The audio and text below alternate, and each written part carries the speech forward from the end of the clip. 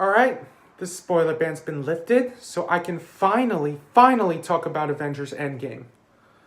This has been my most anticipated movie this year, and it just might be my favorite movie of this year. I've enjoyed the Marvel Cinematic Universe overall, even though I've had my doubts on the way they produce these movies year after year, and how they write them as just filler for bigger movies in the canon. But what kept me back was they were able to adapt the characters and the storyline of the comics and spin them to something unique to the movies, but also true to their core of how they were created.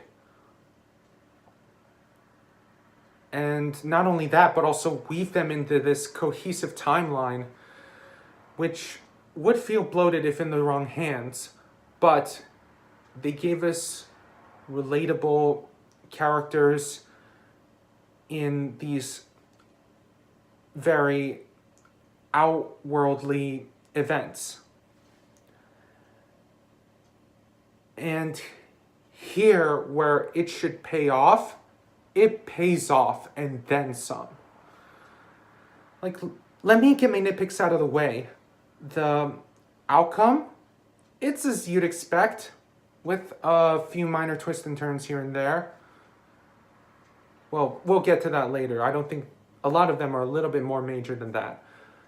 But also you have your enjoyment of this movie, which is dependent on how many movies you've seen before in the MCU.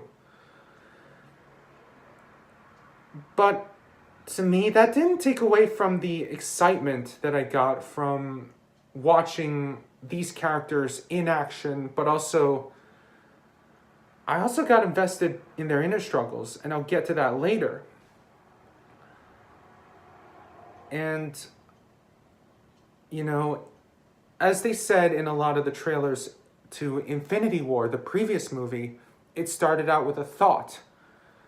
And that thought from the writers and directors and producers of the few movies in the first phase of Marvel Cinematic Universe, leading up to the Avengers, their first big hit, and leading towards more riskier elements, which ultimately led to the amalgamation of what Marvel does best in the Thanos movies. I don't think Marvel gets credit for how they were able to tell these stories well. Even some of their lesser appreciated films, I think there's something worth commending in the way they were able to put these clues together before eventually bringing them all back into this big event. But I don't think it surprises me that Marvel was able to do it well, because they did it well in the comics a lot. Like, they would have all these separate storylines for their characters to solve this conflict before they all come together and bring us this epic climax.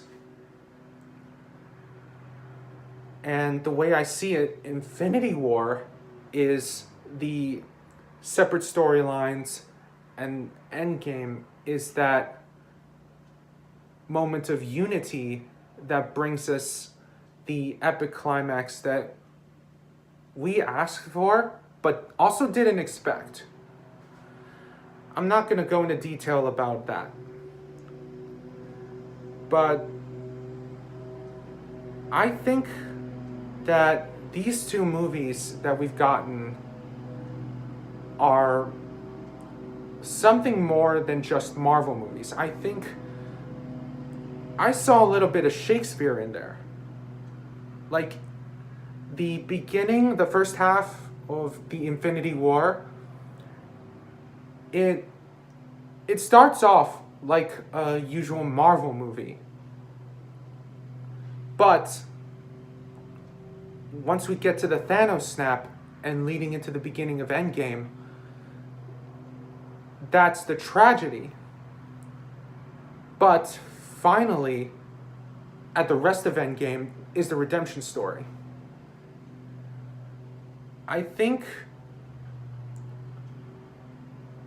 These steps, we haven't seen in past Marvel movies. And I think that's why I can consider them the best that Marvel has to offer. I also saw a little bit of Richard III in Thanos. Like, he is considered a villain, but he thinks he's a hero. He's doing the best he can, but he still has to fight those that rebel against him or lose his crown. He has the finesse of royalty, but it's his wickedness inside that makes him a compelling villain. And obviously, what happens around the beginning of Endgame. Half of the universe is gone because of the Thanos snap. That includes a lot of the Avengers.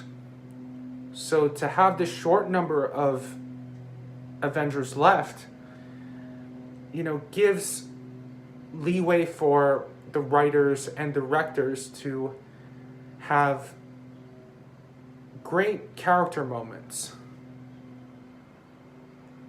And they were able to adapt the humor we got from previous Marvel movies, but also give us a little bit of the drama that comes with losing their teammates, losing half the world and even the universe. And everyone deals it differently. Like, we get some of the best character moments from every single one of them. Like, for example, Thor and the Hulk. They have humorous moments, but they also have the time to really understand what their role as an Avenger, as a superhero. For Thor, that includes, being the warrior, the ruler of Asgard. And Bruce Banner, I think he has some really good moments. Like that moment where he ends up, making peace with his Hulk side, which it comes at it has the best way we can see in the Marvel movie. And I'm not going to tell you how it happens, but it's hilarious, but also very fitting for the arc that he went through in the previous few movies. And also Thor, we get the humor we got from Thor Ragnarok, but also this feeling of failure that he got from Infinity War that leads to his characterization in Endgame and eventually his way out, so to speak. And also Steve Rogers and Tony Stark. These two have been butting heads for years, even when they're on the same team. But that journey they take here in this movie really makes them better teammates in the very end. And, but also individually too. I'm trying to keep away from a lot of these surprises, but they are fitting with every character in this Marvel universe. And I think because of this movie, Marvel will be remembered as, well, at least this cinematic universe, I think will be remembered as kind of a good way to bring characters together that, have a lot of conflicting attitudes and personalities and motives, and once in a while bring them together and have this unifying purpose, which will lead to great stories either together or apart.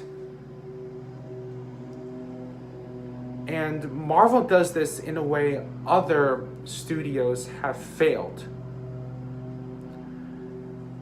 Because,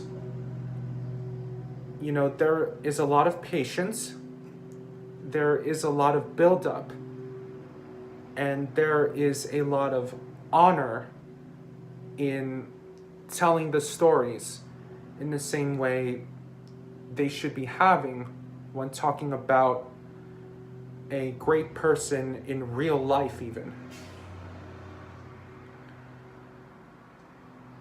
And given that Disney now purchases 20th Century Fox, we might get that same level of respect of these characters and add that to more bigger events, much more characters, and the details in between that bring us to the next level in the Marvel Cinematic Universe. And I think that's why I defend the MCU as like a good step in filmmaking and storytelling,